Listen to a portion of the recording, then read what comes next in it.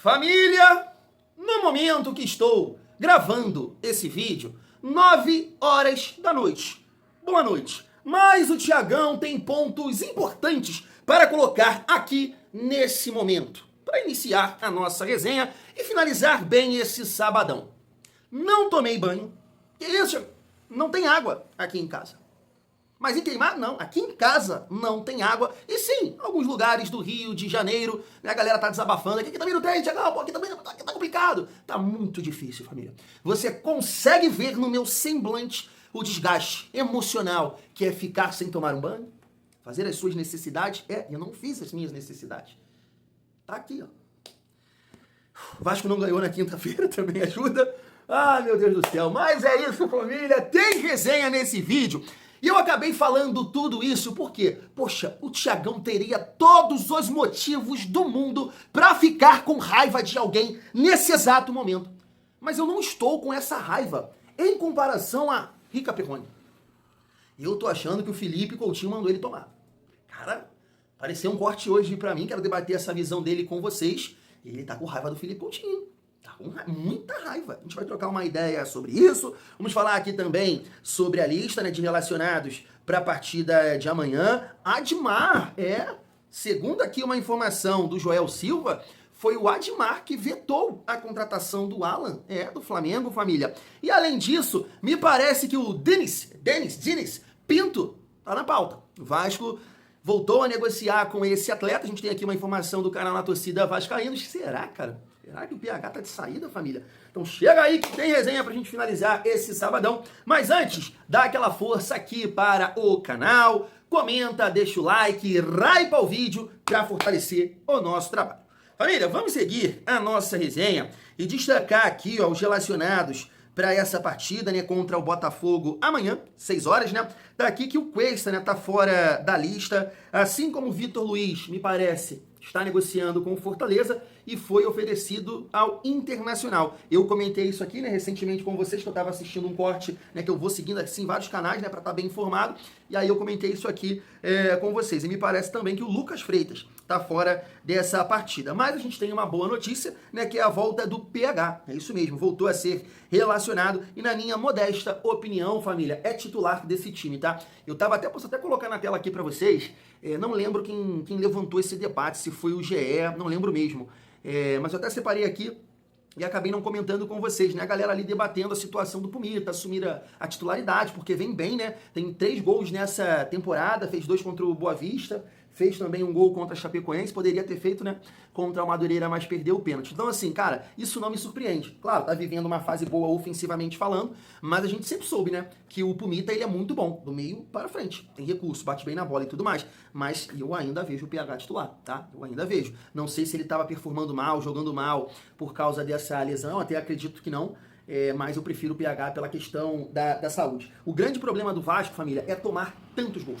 E o Pumita, ele é muito limitado defensivamente falando, principalmente quando joga pelo lado direito. Eu acho até que ele sustenta mais pelo lado esquerdo. Então, por esse motivo, mesmo entendendo que o Pumita vive uma excelente fase, né, ofensiva, marcando gols, dando assistências, né, como deu para o Felipe Coutinho diante do Mirassol, eu prefiro o PH. Mas sim, tem debate, família Vascaína. Então o PH tá de volta, assim como o Matheus França tá relacionado, Brenner, Marino, Andrei Fernandes, deixa eu ver aqui se tem alguma novidade. Não, JP tá por aqui.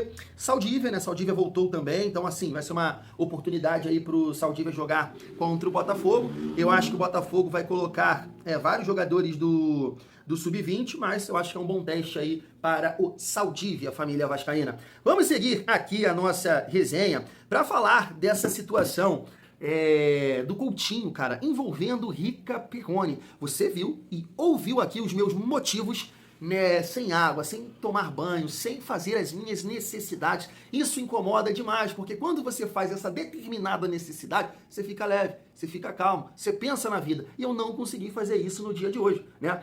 Porque aí ia dar problema, né? Sem água, tomar um banho, pra lavar, tal, deixar ali limpinho, cheiroso, que é importante, né, família? E não tem água aqui em Queimados, Baixada Fluminense. Então o Thiagão tem todos os motivos do mundo para ter raiva de alguém nesse momento. E mesmo se eu tivesse raiva de alguém nesse momento, eu acho que não chegaria com essa intensidade que o Rica Perrone colocou em cima do Felipe Coutinho. Olha só. Na minha vida, um jogador tão importante, tão qualificado, que ganha tanto, tão mundialmente conhecido, estão sem cobrança contra o Coutinho. O Coutinho tem a impressão que se ele ficar 6 meses sem tocar na bola, ninguém da imprensa vai falar o nome dele. E o Coutinho, por algum motivo, ele passa batida. As pessoas não falam do Coutinho. Cara, se o Oscar no São Paulo tá jogando e o São Paulo não consegue produzir, ele ganha 2 milhões de reais, 1 milhão de reais, todo mundo dá no cara. Se o cara do Flamengo vai, todo mundo dá na bunda do cara. O Coutinho, ninguém fala puma. Porra, é impressionante a blindagem que o Coutinho tem na mídia. É uma coisa surreal o que acontece com esse cara. Ele é disparado o pior custo-benefício da história do futebol recente. Eu não vou lá atrás porque lá atrás não tinha dinheiro. O que se paga pra esse cara há anos, em Barcelona, Bayern, em lugar nenhum ele entregou mais futebol. E ninguém fala nada. Vem outro e paga de novo. Vem outro e paga de novo. Ele é o cara do time do Vasco. Ele é o cara que tem que ser o responsável. Ele é o fora da curva. E ele nunca foi o fora da curva. Foi o Verratti, foi o Ryan, foi o Paulo Henrique. Mas ele nunca foi. E tudo bem. Assim, família, eu vou ser bem sincero com vocês. É a minha visão, tá? Sobre isso. Eu até acho que eu pego leve com o Felipe Coutinho, porque eu sou muito fã. Eu sou muito fã do Felipe Coutinho. Eu sei que tem uma galera que comenta aqui no canal que acha que não, que eu estou errado. Mas assim, provavelmente não assiste outros canais, porque pegam pesado em comparação ao Thiagão, falando do Felipe Coutinho. Mas de repente não assiste, e aí acho que eu falo demais dele, e colocam a situação do Diniz, que o Diniz, né, prejudica o jogo dele, de fazer ele voltar lá na nossa grande área, na nossa área, trabalhar a bola, e eu já acho ao contrário. Isso de repente até pode ser mudado, né, pra gente tentar, o Diniz tentar potencializar o Coutinho. Mas eu acho que isso ajudou muito o Coutinho, tá? Vocês não têm essa visão, essa percepção da coisa. O Coutinho, cara, ele não jogava.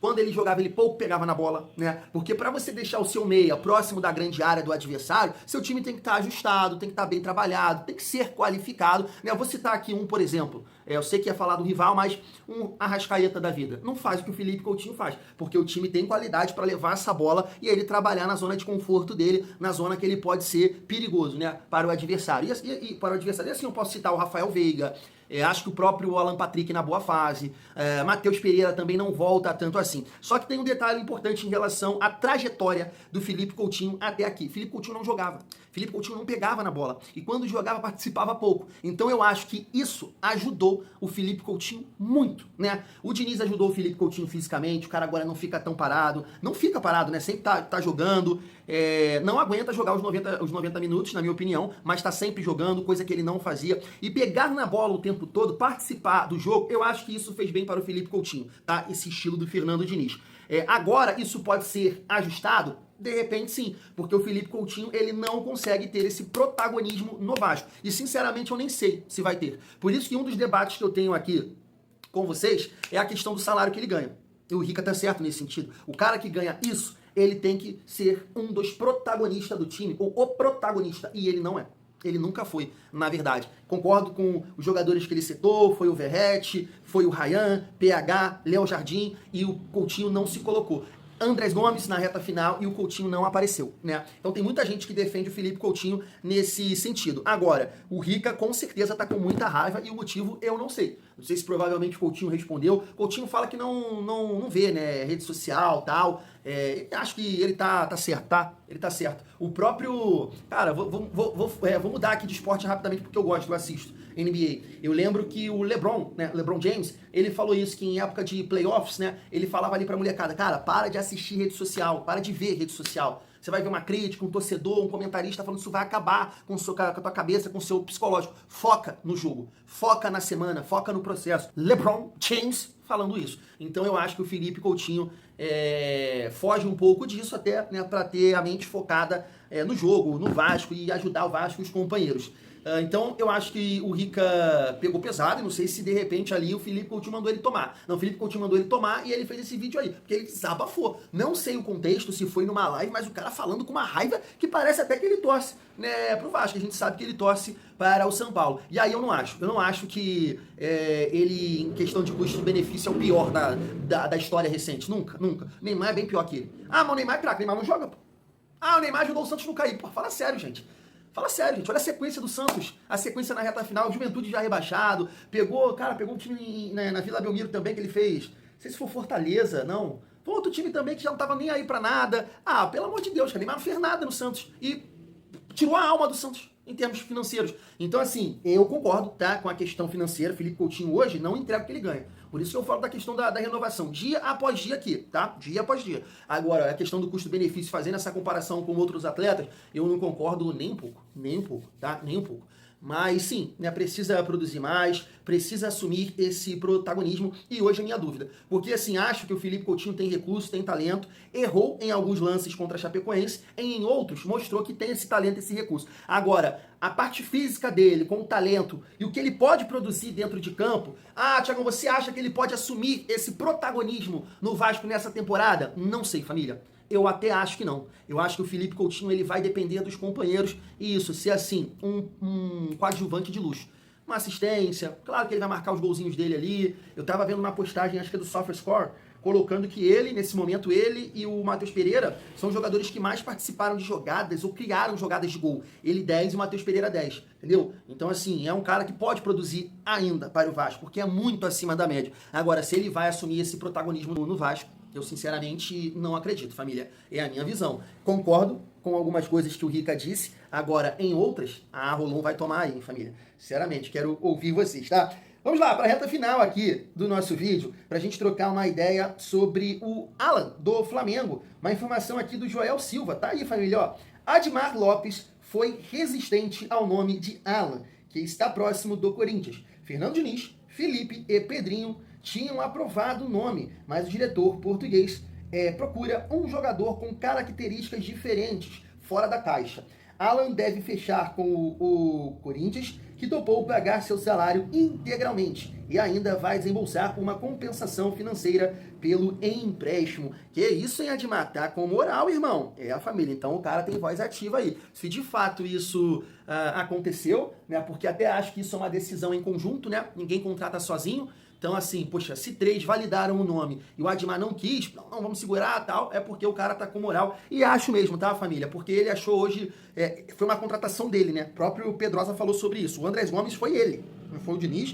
O Diniz pode depois ter falado com o cara tal, mas como treinador, mas foi ele. Lembra que o Diniz comentou na coletiva que não gostou dos vídeos e ligou para o Ares, né? E aí sim o Diniz validou ali o nome e o Vasco, né, conseguiu a contratação do Andrés Gomes. Então o cara tá com moral nesse momento. Espero que ele consiga, tá? Esse jogador fora da caixa. Porque realmente, família, é aquilo que a gente estava debatendo aqui. Poxa, o Pedrinho não entende bola, Felipe não entende bola, Fernando Diniz não entende bola, porque quem sou eu, Thiagão, sem cagar, sem água, aqui em Queimados, Baixada Fluminense, pra se comparar com esses caras. Você não entende? Pô, o Alan sabe, eu falo isso aqui com vocês, o Alan sabe jogar bola. Agora, é a questão da saúde, custo-benefício, de repente, né, você tem que colocar isso na mesa. E se o Admar tem outros nomes ali no gatilho, jogadores que poxa, de repente, tem ali uma boa técnica, uma boa condição técnica, mais a parte física. Isso é muito importante. O Vasco não pode ficar tendo que recuperar jogador, o Alan não consegue ter sequência. Quando não é a parte física, é técnica, né, opção, então não joga muito. Então o Vasco precisa de um jogador, família, realmente que possa aumentar o nosso nível. Hoje o nosso titular é Thiago Mendes. Mas de repente se o Admar consegue aí, eu não sei, esse volante aí do Getafe, né, o uruguaio, que eu esqueci o nome. Será que esse cara poderia chegar aqui e com essa condição de titular, mais saúde? Tem alguns gols, né, mesmo jogando de volante lá na La Liga, meteu 3 gols. Foi o canal na torcida Vascaínos, né, que comentou que o Vasco tinha iniciado ali conversas com esse jogador. Então, nessa daqui, claro que eu não tenho as ferramentas, eu não sei lá o desempenho, né, nos treinamentos do Alan, eu não acompanho os jogos do rival para ver quando ele joga ou não, então assim, não sei nada, mas acredito que o departamento do Vasco, o departamento de scout, né, Felipe, Pedrinho, o Diniz, tem todos esses números aí, e eles entendem, né, que o Alan tem qualidade, mas Admar barrou. E eu, nessa aqui, sem essas informações, eu vou concordar com ele, tá? Porque é aquilo que eu falo com vocês, o Vasco precisa de um 8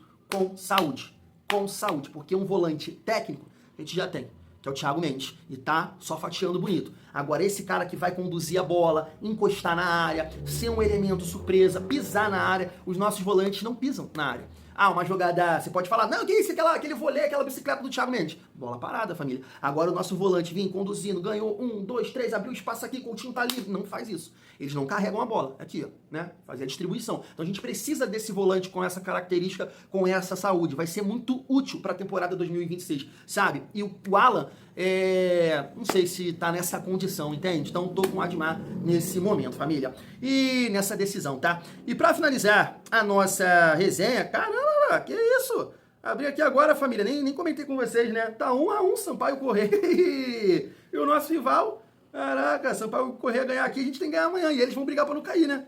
Caraca, tá com o time titular? Deixa eu ver aqui, quem sabe faz ao vivo, tô vendo isso agora. Mas deixa pra lá, vamos focar aqui no que interessa pra gente finalizar esse vídeo. Família, tá na tela pra vocês uma informação exclusiva do canal Na Torcida Vascaínos. Tá aí, ó. O Vasco tem conversas em andamento com o Mourense de Portugal pela contratação do lateral direito Diniz Pinto. O Cruz Maltino busca um empréstimo com opção de compra. Inclusive, as bases salariais entre Vasco e Diniz Pinto já estão acertadas, restando apenas formalizar a proposta com o Mourense. Um ponto importante é que o clube português conta atualmente com 4 laterais direitos em seu elenco. O mais recente contratado foi Leandro Santos, no mês passado, junto ao Benfica, o que facilita uma eventual liberação de Diniz Pinto. Recentemente, o Vasco negociou o cria Paulo Ricardo com o Fortaleza e atualmente conta com Puma e PH para o setor. Diante desse contexto, o Vasco pode avançar para selar a contratação do lateral, reforçando o elenco para a sequência da temporada e ampliando as opções da comissão técnica para a lateral direita. Eu tava vendo uma galera comentar, acho que até na Super Vasco, em cima dessa notícia aqui, e o amigo lá me chamou a atenção em relação, não me chamou a atenção, né? A opinião dele faz sentido. A questão do número de estrangeiros, né? Eu acho que o Vasco só tem mais uma vaga, né? Me corrijam aí se eu tiver errado. E aí ele fala, poxa, vai gastar uma vaga com um lateral direito, por que não um zagueiro? E aí, recentemente, até o Pedrosa trouxe essa informação, que o Vasco não está negociando com o Santiago Sousa, uma informação que veio da Argentina, né? Eu vi até que o Diário Olé falou sobre isso. Um dia atrás estava falando sobre isso. E hoje, cara, eu estava lendo em algum lugar que o Racing diminuiu a pedida, acho que está trabalhando com 8 milhões de dólares. Não sei se é por aí, porque estava trabalhando na casa de 12, não sei. Mas seria um jogador interessante, né? Porque me parece que joga de zagueiro e é uma função que eu acho até que o Vasco necessita mais e joga também de volante. Agora, de repente, o Vasco trabalha com a possibilidade da saída do PH. E aí você, de fato, tem que contratar um outro jogador. Imagino que esse nome aqui seja um nome, né, do Admar, que o Admar aposta por conhecer com certeza o campeonato português. O jogador me parece que é titular lá, né? E tem 25 anos, uma idade boa, né? De repente chega aí, tem a adaptação do Nuno. Então pode ajudar. Agora, acho que é uma situação mais complicada também, né, família? A gente tem que pontuar isso. O Nuno chegou para ser titular, né? O Diniz Pinto não chega, né? Porque o PH e com certeza o Puma também está se colocando numa condição de estar ali, né? De jogar, porque vem atuando bem, principalmente do meio para frente. Então vamos aguardar, né, família? É isso. A gente tem que entender esse movimento no sentido da possibilidade do PH sair. Agora, claro que a gente precisa, né, com mais urgência em outras posições. Zagueiro e um segundo volante. Seria minhas prioridades em relação a essa contratação aí de um possível lateral direito, família vascaína. Mas me conta aí o que você acha. Eu fui. Valeu!